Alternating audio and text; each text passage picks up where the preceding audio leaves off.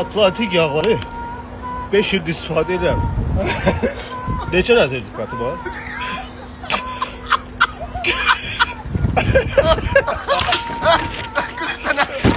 Sana böyle bak sertifikatı. 40 tane beynəlxalq sertifikatı. Ya bir de götürmür. Güzel.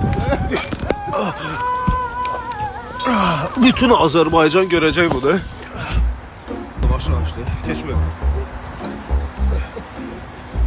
Əslində plan başqa idi. Gəlib ambarın yanında dayanacaq idim. Bunu şub reklam edəcəkdim. Atlantik'in reklama ihtiyacı yoktu. Bir defa alın bakın. Koşuz gelmese daha almazsınız. Böyle bir duble oldu başka. Ne de var?